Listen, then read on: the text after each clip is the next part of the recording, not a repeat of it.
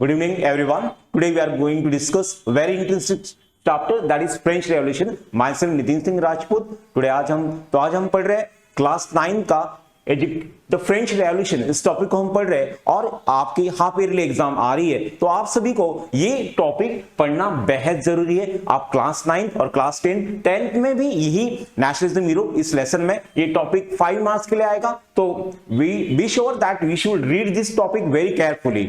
So without wasting our time we let's start our topic, that is French revolution. See, in 1789, on 14 July 1789, what happened? What happened in France, particularly in Paris? Today we are going to discuss about the first topic, revolution. When we do revolution, revolution हम कब करते हैं? हम revolution कब करते हैं? जब injustice होता है। When we raise our voice against the injustice, that is we do revolution. See, French Revolution on 14 July 1789, 7,000 people gather in town hall. Paris में 7,000 पीपल इकट्ठा हो गए 14 जुलाई 1789 के दिन। Rumour spread the king would soon send a troops of army open fire, so people decided to form their militia. 14 जुलाई 1789 के दिन क्या हुआ, यहां पेरिस के अंदर टाउन हॉल के अंदर 7,000 लोग इकट्ठा हो गए और एक रूमर फैला था, राजा लोगों के ऊपर ओपन फायर करने वाला था। So that's why people gathered in town hall and they wanted to frame their own people's militia. लोग अपना खुद का आर्मी फॉर्म करने वाले थे, इसलिए लोग इकट्ठा हुए। Then what did people do then? When people gathered in town hall, उसके बाद उन्होंने लोगों ने क्या किया? See, they broke into number of government building in search of arms. So people wants arms to attack on the soldiers of Kings Louis XVI. The name of the king is Louis XVI. तो लोगों ने government के building पे attack किया और लोगों ने weapons को सर्च किया। So people, hundreds of people March two eastern parts of the city. और लोगों ने ईस्टर्न पार्ट, पेरिस के ईस्टर्न पार्ट में लोग गए और लोगों ने वहां पे आर्म्स को, वेपन्स को सर्च आउट किया। And they attack on Fortis that Bastille fort. लोगों ने बैस्टिल फोर्ट पे अटैक किया और Bastille fort in search of weapons. Why people attack on Bastille Fort? In search of weapons they attack and hoarded ammunition. Now what is meaning of hoarded? Hoarded का मतलब होता है छुपाया हुआ, hidden, and hidden stock ammunition, that is weapons. So here people attack on Bastille Fort. लोगों ने Bastille Fort पे attack किया और यहाँ पे जो छुपाया हुआ जो भी weapons थे उसको सर्च आउट करने के लिए लोगों ने अटैक किया। Now people attack on Bastille Fort. So see, in the fight the commanders of the Bastille Fort was killed. वहां जो कमांडर था Bastille Fort का, उसको मार दिया गया और लोगों ने उसको मार दिया। और what did people do? People release the prisoners. यहाँ पे जो राजा ने जो अनकंट्रोल पावर से इन लोगों को रखा गया था, इन लोगों को वहां से रिलीज कर दिया और यहाँ they got only 7 people. वहां केवल 7 लोग थे, उन 7 लोगों को रिहा कर दिया। Bastille was the hated by all. Why did people hate all the people of Paris or the people of France? Why did they hate? लोग Bastille Fort को hate क्यों करते थे? Because it is the despotic power of the king. It represents the uncontrolled power of the king. So that's why all the people of the France they hated the Bastille Fort. अब लोग काफी hate करते थे Bastille Fort को। राजा uncontrol power से यहाँ लोगों को बेवजह से वहां पे जेल में डाल दिया करता था। People attack on Bastille Fort. People demolish the fort and sold the parts in the market. Demolish come to an end. लोगों ने इस Bastille Fort को पूरी तरह से डिस्ट्रक्शन कर दिया, पूरी तरह से खरा नाश, मतलब पूरी तरह से डिस्ट्रक्शन कर दिया, पूरी तरह से वो तहस नहस हो गया। और उसके जो पार्ट्स थे, all the parts of the Bastille Fort के जितने भी स्टोन्स हो गए, फ्रैगमेंट्स हो गए, टुकड़े होंगे, पीसेस होंगे, इन सभी को मार्केट में सेल कर दिया। Either people sold the parts in the market, और कुछ लोगों ने, some people keep it as souvenir to its destruction. लोगों ने, जैसे हमारे घर में हम अपने मेडल्स घर में सजा के रखते हैं, वैसे ही उन्होंने उन स्टोन्स को एक यादगिरी, एक मेमोरी बोल के रखा और अपने घर में उसको रखा था। इसी प्रकार से कुछ लोगों ने मार्केट में सेल कर दिया, कुछ लोगों ने अपने घर में मेमोरी बोल के रख दिया। So here in the beginning what we have seen that because of king one who attack on the people, the rumour, when the rumour spread, जब रूमर फैला तो लोगों ने Bastille Fort पे अटैक किया। यही है revolution. It started revolution when industries happen upon people. जब अन्याय होता है तो लोग आवाज उठाते हैं। आपको ये पता है 1857 में क्या हुआ था? इन 1857 मंगल पांडे जैसे इंसान ने आवाज उठाया था। क्यों उठाया था? He was against the rules and terms and conditions of Britishers. यही टर्म्स एंड कंडीशंस जो गलत थी उसके खिलाफ एक सैनिक ने, एक सोल्जर ने अपनी आवाज उठाई थी। That is revolution, that starting of new beginning. वो होती नया एरा स्टार्ट होता है। उसी प्रकार से यहां लोगों ने आज बैस्टिल फोर्ट पे 14 जुलाई 1789 के दिन यहां लोगों ने यहां रेवोल्यूशन स्टार्ट किया। So here what today we have seen the Bastille fort where on the people of France, Paris, eastern part of the country, they attack on Bastille fort. And what happened next? People started writing both in Paris and in the country side onward. इसके आगे क्या हुआ? लोग शहर के अंदर या गांव के अंदर different parts of the Paris में या पूरे फ्रांस के अंदर अलग अलग जगह जहां भी अन्याय हो रहा है, जहां भी इंजस्टिस हो रहा है, उसके खिलाफ लोगों ने आवाज उठाना स्टार्ट कर दिया। Most of the people protesting against the higher prices of bread. A new topic. धीरे धीरे क्या हो रहा था? फ्रांस के अंदर जो प्रोडक्शन था हार्वेस्ट का वो कम हो रहा था। पॉपुलेशन डे बाय डे बढ़ रहा था। ओवर ग्रोइंग पॉपुलेशन के साथ में हार्वेस्ट कम होते जा रहा था। इसलिए ब्रेड, लोग ऑप्शन में ब्रेड खाना स्टार्ट कर देते। People started to eat bread and इसी ब्रेड की कीमत बढ़ती जा रही थी। So just that is why people were became angry. आतंकवादी सटकली, लोग गुस्से में आ गए और लोगों ने बढ़ते हुए इस ब्रेड की कीमत के खिलाफ लोगों ने आवाज उठाना चालू कर दिया। When people raise their voice, when there is injustice, when they have any problems, people raise their voice। यही भी वही हुआ, फ्रांस के अंदर भी वही हुआ। लोगों ने बढ़ते हुए ब्रेड की कीमत के खिलाफ आवाज उठाई।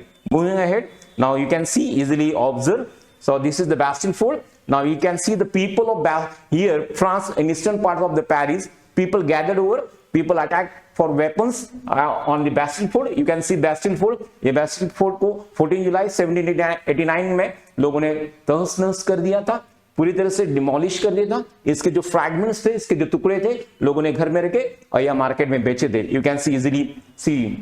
आई hope you understood the topic.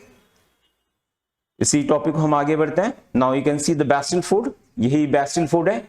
I hope this is you understood Bastille fort. See the people of France, they are doing attack on Bastille fort and the weapons and the attack of who? That is of the king's people। now moving ahead, हमारा अगला topic वो है हमारा that is French society during the late 18th century। See, एक था राजा, एक थी रानी। नहीं, कहानी खत्म नहीं हुई, यहां कहानी स्टार्ट होती है। Louis 16, the king of France, Louis XVI, one who increased the taxes, okay, monarchical system, and he married to the princess, बड़ी सुंदर राजकुमारी है, मैरी एंटोनेट, जर्मनी के हैं, इनसे शादी किया था।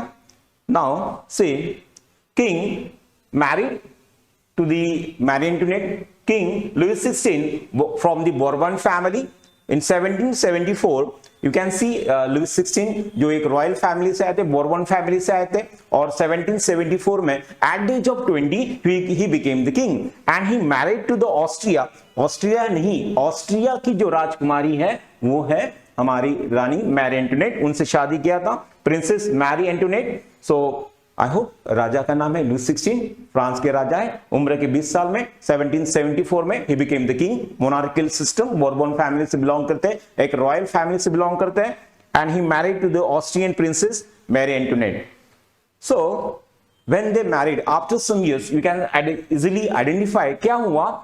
एक कहानी में ट्विस्ट आया। What happened? The new king found the empty treasure because of financial long years war drain to resource of France. क्या हो रहा था? कई सालों से यहां वॉर में राजा का पैसा खर्चा हो रहा था, इसके चलते राजा की ट्रेजर, राजा का खजाना पूरी तरह से खाली हो गया था। The treasure was empty. So a king has to perform so many duties. एक राजा को बहुत सारे काम करने होते हैं। क्या काम करने होते हैं राजा को? See, cost of maintaining extravagant court, राजा का जो कोर्ट था काफी वर्सलाइज जो कोर्ट था काफी बड़ा था और उसको मेंटेन करने के लिए वर्सलाइज इस पैलेस को मेंटेन करने के लिए काफी खर्चा होता था। A king has to perform so many duties. You can easily identify it. आप देख सकते हो राजा को बहुत सारे काम करने होते हैं और राजा को यूनिवर्सिटी मेंटेन करना होता है, सोल्जर्स के पेमेंट होते हैं, कोर्ट में बहुत सारे मिनिस्टर्स होते हैं, इन सभी की पेमेंट होता है। तो ये सारे काम करने के लिए राजा को चाहिए पैसा और ट्रेजर राजा का काफी क्या है, एम्प्टी है। सो that's why the king increase the taxes. Why did, question आता है एग्जाम में, why did Louis XVI increased the taxes in 1774. Why did he increase? Because the king has to perform so many duties. See, under Louis XVI, France helped the 13 American colonies to gain their independence from the common enemy Britain. France का दुश्मन Britain था।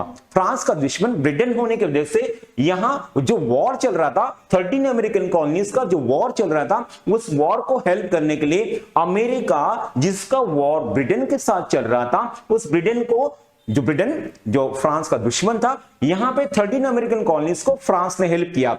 13 American colonies को यहां पे America को यहां France ने help किया अगेंस्ट अपनी दुश्मनी ब्रिटेन के साथ निकालने के लिए। देखिए पूरा पैसा राजा का कैसा यहां पे खर्चा हो रहा है।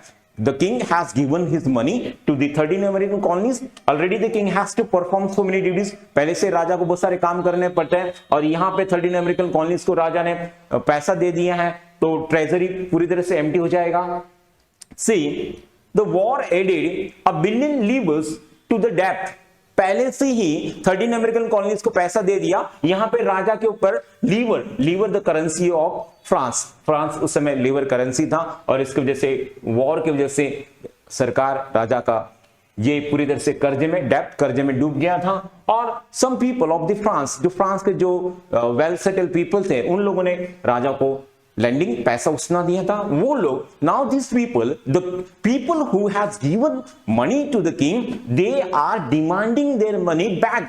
वही लेंडर अब राजा को पैसे मांग रहे, वो भी 10% के साथ में, इंटरेस्ट के साथ में। What did the king do? Lenders who has given the state credit, जिन लोगों ने राजा को पैसा दिया था, now began to charge their money with whom 10% interest. लोगों ने, जिन लोगों ने पैसा दिया था, वे सारे लोग अब 10% के साथ में लोन का पैसा मांग रहे, उनका पैसा भी और उस पर टैक्स भी मांग रहे हैं। सो 10% इंटरेस्ट भी मांग रहे हैं। So here moving ahead, government has to spend money on, now you will come to the point, राजा को क्या काम करने होते हैं, गवर्नमेंट कहां पैसा खर्चा करता है। The cost of maintaining what, army, court, running of government offices, universities. A king has to perform so many duties. राजा को जो सरकार चलानी पड़ती है, उसको बहुत सारी जगह पे पैसा खर्चा करना पड़ता है। Already lending had given the money, but now they are demanding their money with interest, and a king has to perform so many duties. Court maintain करना है, आर्मी मेंटेन करनी है, यूनिवर्सिटी मेंटेन करने, डिफरेंट ऑफिसेस है राजा के, तो court है, एक्स्ट्रावेगेंट कोर्ट से यूनिवर्सिटी मेंटेन करना है। So state has need money to meet the regular expenses. रोज के जो खर्चे हैं, इन सभी खर्चे को चलाने के लिए राजा को पैसे की जरूरत होती। That's why the king increased the taxes. Now I hope you understood the question that why did the Louis XVI increase the taxes? राजा ने टैक्सेस क्यों बढ़ाए, उसका आंसर आपको समझ में आया होगा। The state forced the increased taxes. Now, in 18th century, the France society was divided in 3 different state society, a particular group of people.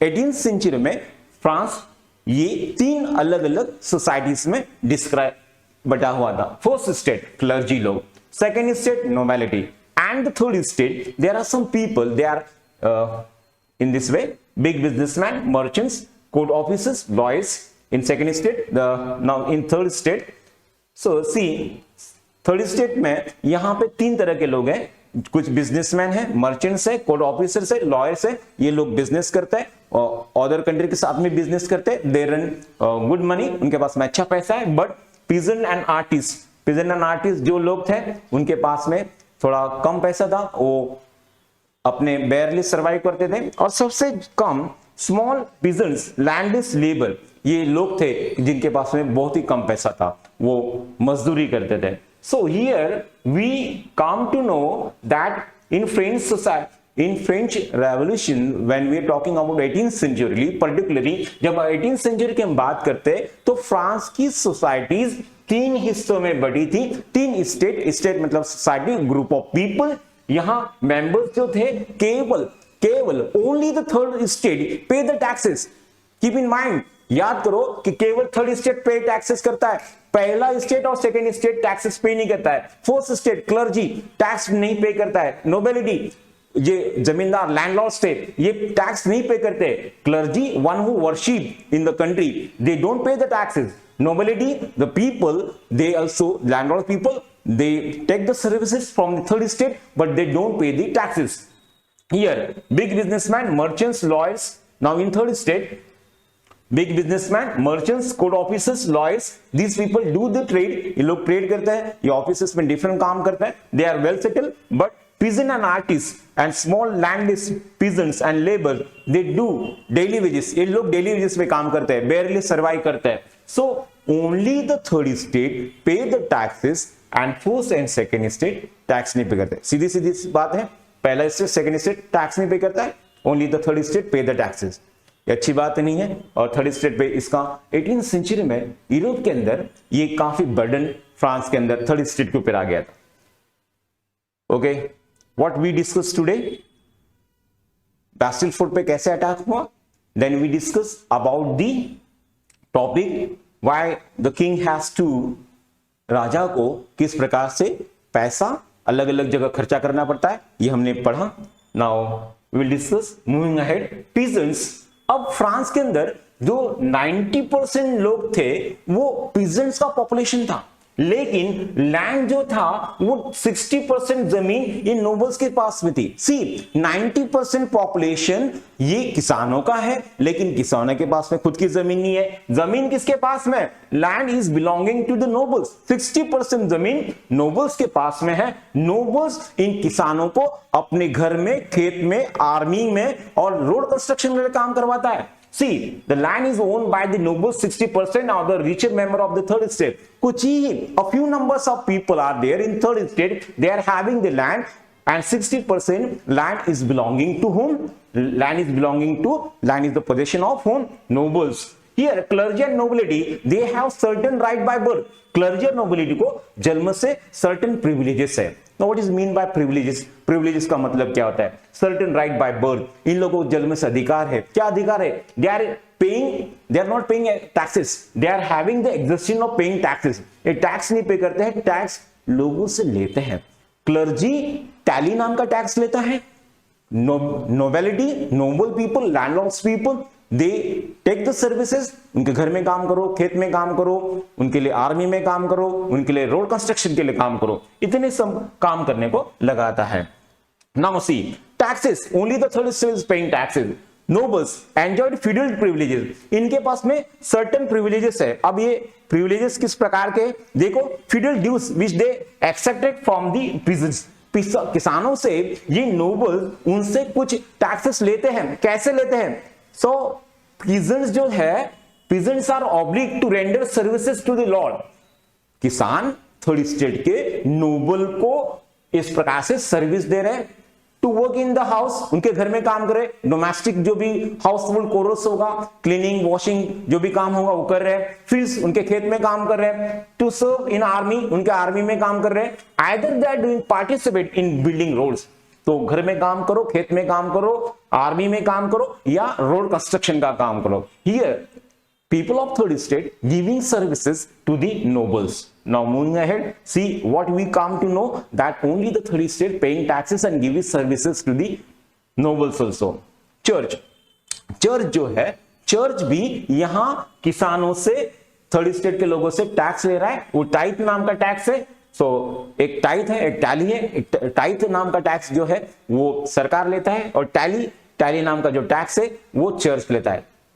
Church took the taxes from the third state and it is named as tally. तो tally नाम का tax लेता है। So और यहाँ पे everyday consumption, जैसे सरकार जो है एवरीडे कंजप्शन जो भी यूटिलाइज करते हैं हम डेली नीड्स की, जो भी मॉर्निंग टू इवनिंग जो भी हम टैक्सेस लेते हैं उस पर भी सरकार टैक्सेस लेते हैं, उसको हम कहते हैं that is everyday needs, salt, tobacco. So indirect taxes taken by the government also and direct tax taken by the church, that is tally. So tally and taxes. So here you will come to know, see यहाँ type एक tax है जो church लेता है, tally एक tax है जो directly government, state government लेता है. So here some new words are also given to us, that is livres. Livres is the currency of France during the 1794. उसके बाद में ये डिसकंटिन्यू हो गई. क्लर्जी ये कौन है? ये ग्रुप ऑफ पर्सन है जो यहाँ पे स्पेशल फंक्शन जो परफॉर्म करते, वर्शिप का काम करते. टाइथ ये टैक्स है जो चर्च ने लेविड किया, लेविड इंपोज किया है किस पे? किसानों पे. 1/10 किसानों को अपने खेत का 1/10 10वां हिस्सा जो है पार्ट ऑफ प्रोडक्शन हार्वेस्ट का, ये किसको देना पड़ता है? यहाँ चर्च को देना पड़ता है. टैली ये नाम का टैक्स है जो सरकार को डायरेक्ट देना पड़ता है. तो taille and tithe, these are the two taxes given by the peasants. किसान देते हैं, थर्ड स्टेट के लोग देते हैं, और यहाँ पे नोबल को थर्ड स्टेट के लोग सर्विसेज देते हैं. तो here we come to know third state people give the taxes to the church, to the government, and as well as they are giving taxes to the whom? To the nobles. So we'll start the next topic, that is subsistence crisis. First of all, it is very important to know the meaning of subsistence crisis. Say, define the subsistence crisis. Why did it occur in France? 17 और 18 century की हम बात करें, particularly 18 century की हम बात करें, 14 जुलाई 1789 के बाद में क्या हुआ? सी सबसिडेंट क्राइसिस इज डिफाइंड. अगर हम उसको डिफाइन करके पढ़े तो उसका मीनिंग है an extreme situation where the basic means of livelihood are endanger. Extreme situation एक ऐसा कंडीशन कि जिस वक्त हमारे 2 वक्त के खाने के लाले पड़ जाते हैं, ऐसी कंडीशन कि जिसमें हमारे जो बेसिक नीड्स है हम उसको फुलफिल नहीं कर पाते हैं, ना ही रोटी कपड़ा मकान जो प्राइमरी नीड्स है हमारी वो फुलफिल नहीं कर पाते हैं. हम खाना अनाज जो जिसे हम बेयरली हम जिस पे सर्वाइव करते हैं वो चीज नहीं कर पाते. See you will come to know the picture that subsistence crisis an extreme situation when livelihood, basic means of livelihood ये in danger में चली जाती है. ये हम complete नहीं कर पाते, fulfill नहीं कर पाते. The requirements which we depend on ये हमारा fulfill नहीं होता है, basic needs पूरी नहीं होती है, उसी को कहते हैं subsistence crisis. So moving ahead, see what happened in 1715 से लेके 1789 के बीच में क्या हुआ. देखिए The population of France का पॉपुलेशन 1715 से लेके 1789 के बीच में ये जो 74 इयर्स का पीरियड था, the population of France rose, population बढ़ गया.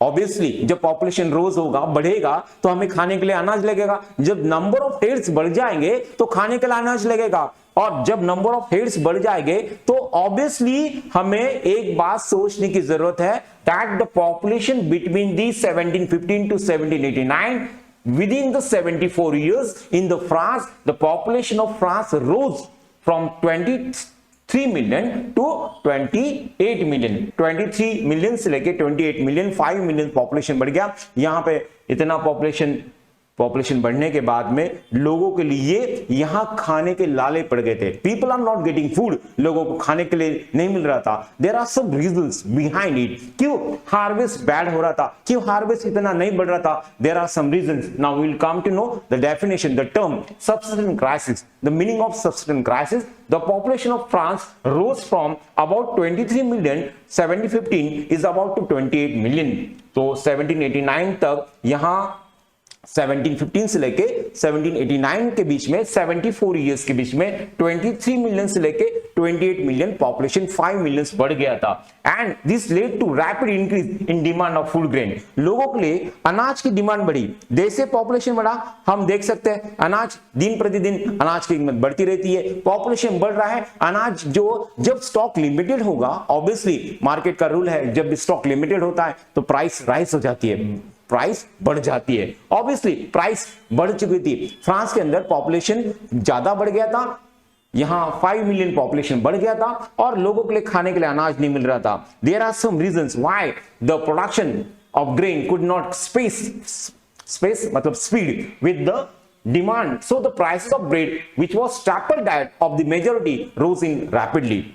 फ्रांस के अंदर पॉपुलेशन जब 5 मिलियन बढ़ गया तो उस समय लोगों के प्रोडक्शन, जो अनाज का प्रोडक्शन था, हार्वेस्ट बैड हो रहा था, हार्वेस्ट नहीं बढ़ा था। अनाज के पॉपुलेशन जिस राइस में ग्राफ बढ़ रहा था उसी ग्राफ के एज पर कंपेयर टू दैट ग्राफ, उसी ग्राफ के अनुसार यहां पॉपुलेशन फूड ग्रेन का जो प्रोडक्शन है ब्लूम नहीं हो रहा था, बढ़ नहीं रहा था। सो प्रोडक्शन कम था, स्टॉक लिमिटेड था, लोगों के लिए खाने के लिए अनाज नहीं था। So that's why people started to eat the bread. इसीलिए लोगों ने स्टैपल डाइट जो ब्रेड था उसको खाने के लिए स्टार्ट कर दिया। So what happened, majority people जो रैपिडली ब्रेड को खा रहे थे तो ब्रेड खाने लगे और ब्रेड की कीमत बढ़ने लगी। In France you can see the people of France they are demanding more bread, लोग ज्यादा ब्रेड की डिमांड करने लगे। पॉपुलेशन बढ़ चुका था, हार्वेस्ट अच्छे से नहीं हो रहा था, लोगों के लिए खाने के लिए अनाज नहीं था, लोग ब्रेड खाने लगे थे, ब्रेड की कीमत बढ़ चुकी थी। रैपिडली जो फ्रांस के अंदर जो लोग बेकरी में काम कर रहे थे, बेकरी में काम करने वाले मजदूर, उनके डेली वेजेस नहीं बढ़ रहे थे। यहां वर्कर्स जो एम्प्लॉयड थे, those are the labours of the third state, जो लेबर्स थे, जो वर्कर्स थे, जो किसी वर्कशॉप में जहां पे काम कर रहे थे, they are working on fix wages. उनका वेजेस तो वही था। ब्रेड की कीमत बढ़ रही है, अनाज की कीमत बढ़ रही है, लेकिन यहाँ मजदूर जो workers, those workers they are doing work in bakery, जो बेकरी शॉप में काम करे, उनकी मजदूरी wages, daily wages are fix and the wages did not keep space with the rise of prices. Bread की कीमत बढ़ गई, यह मजदूर, उनकी तनख्वाह, उनकी डेली वेजेस जो थी, दिहाड़ी जो थी, वो बढ़ नहीं रही थी। देखो, जब तनख्वाह होगी, जब पॉकेट में उनके पैसा आएगा तभी तो ब्रेड खरीद पाएंगे। वेजेस उतना ही है, मजदूरी उतनी है। जब वेजेस, एक वर्कर जब ब्रेड खरीदने जाएगा, पेमेंट उतना ही है, लेस पेमेंट में बढ़ते हुए प्राइस, ब्रेड की कीमत कैसे खरीद पाएगा? ब्रेड की कीमत पहले ही बढ़ चुकी थी, लोग हार्वेस्ट नहीं था, लोगों के लिए अनाज जो था वो कम प्रोडक्शन हो रहा था। ब्रेड जो वर्कर्स काम कर रहे हैं, जिस वर्कशॉप में काम कर रहे हैं, जो ब्रेड बना रहे हैं, उस ब्रेड की कीमत बढ़ गई, लेकिन लोग जहां पे भी काम कर रहे हैं वहां पे उनकी जो वेजेस है बढ़ नहीं रही थी। सोसाइटी दो हिस्सों में बढ़ गया। There was a gap between the society was divided in between two different parts, है ना, poor and rich. You can see the gap between the rich and the poor widen. ऊंचा मकान फीका पकवान, ऐसे ही हो गया। यहां सोसाइटी देखिए दो हिस्सों में बढ़ गया। एक तरफ अमीर, there are number few peoples, कुछ ही मुट्ठी भर लोग ये रिच हुए, owners, factory owners, bakery owners, ये रिच हुए, और पुअर बिकेम मोर पुअर। पैसे वाले के पास में जाता है, गरीब और गरीब होता गया। So this was the gap between the society. Now the things became worse. चीजें और बुरी हुई। कब हुई?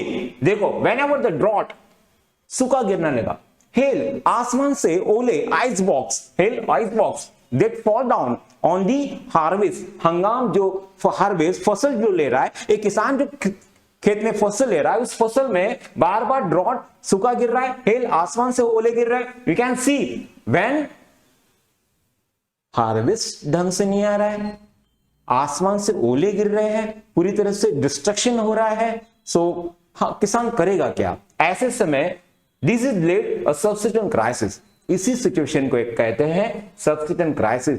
किसान खेत में काम कर रहा है, ओले गिर रहा है, ड्रॉट गिर रहा है, सूखा गिर रहा है, something that is occur frequently, बार बार 1715 से लेके 1789 के बीच में बार बार, oftenly, it takes occur always, ये बार बार होने लगा, फ्रीक्वेंटली होने लगा। और ये फ्रांस में जब 18th सेंचुरी में हुआ, 1715 to 1789, you can imagine the drought condition, you can see drought condition, जब सूखा गिर जाता है, अनाज नहीं होता है, फसल नहीं निकल पाती है, समुद्र एक तरह से पूरा खेत, पूरी फसल यहाँ व्हाइट दिखने लगती है, जितने ओले गिरते हैं, आसमान से आइस बॉक्स गिरते हैं। तो पूरी तरह से ड्रॉट और हेल की वजह से यहाँ किसान फसल नहीं ले पाए, और जैसे पॉपुलेशन बढ़ी, you can see this picture that the whole field is filled with the ice box से भर गई। और यही हार्वेस्ट, हेल गिरते हैं, हेल आसमान से ओले गिरते हैं, और यहाँ ये टॉपिक हम पढ़ रहे हैं, तो इस टॉपिक में लास्ट कुछ न्यू वर्ड्स भी हैं. What is mean by subsistence crisis? Subsistence crisis, an extreme situation where the basic needs of livelihood are in danger. So here we come to know anonymous, मतलब जिसका नाम unknown है. यहाँ हमने दो टॉपिक कवर के, बेस्टिंग फोर पे attack की हुआ and that is second topic that is subsistence crisis. I hope everything is clear to you. अगर कुछ डाउट्स हो गए तो आप कमेंट बॉक्स में जरूर लिखिए. I will make next video on the same topic. Thank you.